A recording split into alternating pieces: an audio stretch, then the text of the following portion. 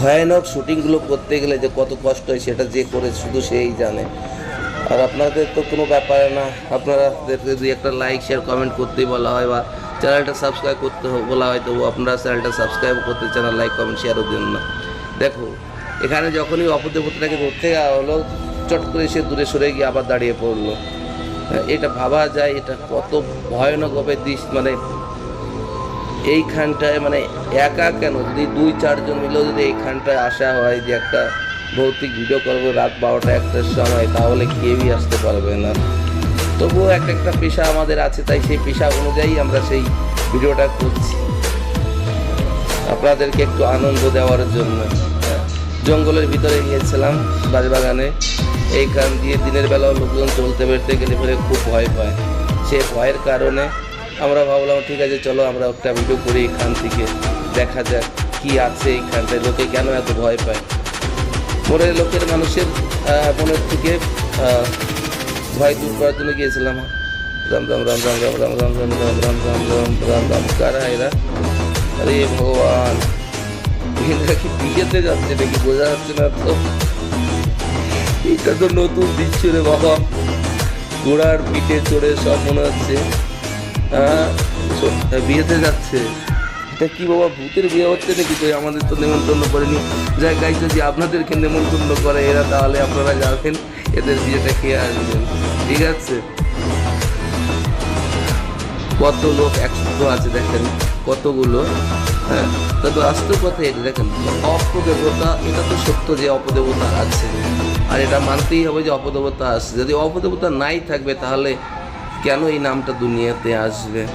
তবে সবার সামনে আসে না, যখন যার সামনে আসে সেই বোঝে জ্বালাটা কত, আর যে দেখে সেই জানে যে জ্বালাটা কিসের, ভয়টা কোথা দিয়ে বেরোচ্ছে। তারপরেও ভিডিওটা করা হলো এই কারণে আপনাদের দেখানোর জন্য। এখন কতটা বাস্তব আর কতটা মিথ্যে সেটা আপনাদের নিজেরা বিবেচনা করবেন। তবে এনাদের যে শরীরে যে ড্রেসটা দেখছো, বা এই ড্রেস অনুযায়ী হয়তো এরা কোনো বিয়েতে যাচ্ছে, এরকম একটা কোনো অনুষ্ঠানের ভিতরে হচ্ছে।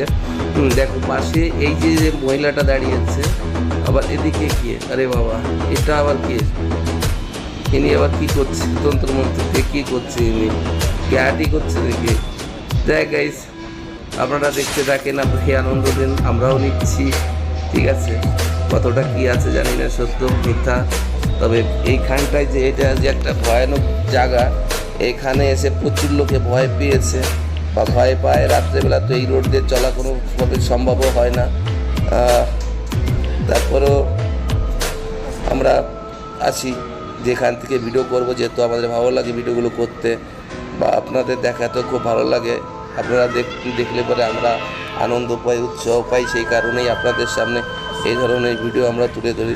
তারপর একটা লোকের একটা ব্যাপার, ইনি একজন তান্ত্রিক, আগের থেকে এখানে কোনো কালা জাদু কিছু করছে, কিন্তু যখন আমরা সবাই এখানে চলে এসেছি আসার পরে, যখন ওনাকে আমরা দেখতে পেলাম যে উনি এই কাজ করছে, ওনার চারিপাশে আমাদের লোক ঠিক করা আছে, কিন্তু উনি ওনার নিজেকে বাঁচানোর জন্য ওনার কিছু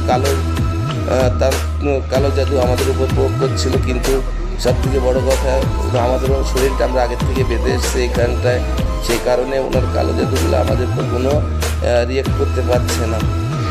তারপরে এই যে যারা দেখতে পাচ্ছি সবই অপদেবতা, এনাদের কাছে তো যেতে পারবো না, আমরা যা কিছু করতে হবে আমাদের দূরের থেকেই করতে হবে। ভয় তো সবার ভিতরেই থাকে। এই অরণ্য জঙ্গলের ভিতরে বলো কি আসবে এইখানটাতে? কোনো লাইট নেই, কিছু নেই, শুধু জাস্ট শুটিংটা করার জন্য আমাদের কাছে যে লাইটটা, সেই লাইট দিয়েই আমরা শুটিংটা করছি। যাকে যদি এই ধরনের ভয়ানক ভিডিও আপনাদের কাছে ভালো লাগে, এই ধরনের ভৌতিক ভিডিও যদি আপনাদের কাছে ভালো লাগে, আপনারা আমাদের চ্যানেলটি সাবস্ক্রাইব করে আমাদের পাশে থাকবেন। আর সত্য কোনটা আর কতটা মিথ্যা কতটা জানি না, তারপরেও আপনাদের আনন্দ দেওয়ার জন্য ভিডিওটা করা হলো। আপনারা আনন্দ দেখেন, আর আমাদের চ্যানেলটা সাবস্ক্রাইব করবেন, একটা লাইক করবেন, শেয়ার করবেন, পাশে থাকবেন। তাতে কী হয়, আমাদের উৎসাহ বাড়ে, আমাদের ভালো লাগে, আমাদের আনন্দ লাগে এই ধরনের ভিডিও করতে। সত্যি কথা বলতে এদের কাছে যাওয়া যায় না, এদের যখনই আমরা কাছে যাব, হ্যাঁ, তখনই কিন্তু এরা হাওয়া হয়ে যাবে, হাওয়ার সঙ্গে এরা মিলিত হয়ে যাবে, তাই এদের কাছে যাওয়া যায় না। দূরের থেকেই এদের সঙ্গে কথা বলা যায়, তো কথা বলা হয়, কিন্তু এদের যে কথাগুলো, সেই কথাগুলো যদি আপনাদের সামনে আমরা শোনাই, তাহলে হয়তো ওদের কথাগুলো আপনারা বুঝতে পারবেন না, বা আমরাও তো বুঝতেও পারি না। তাই ওদের কথাগুলো কিছু শোনাও যায় না, বোঝাও যায় না তত ভালোভাবে।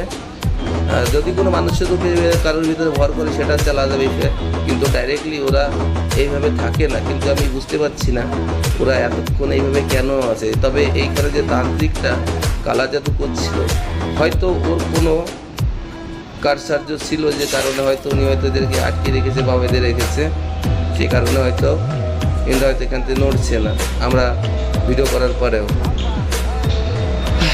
যাই হোক, আপনারা দেখেন।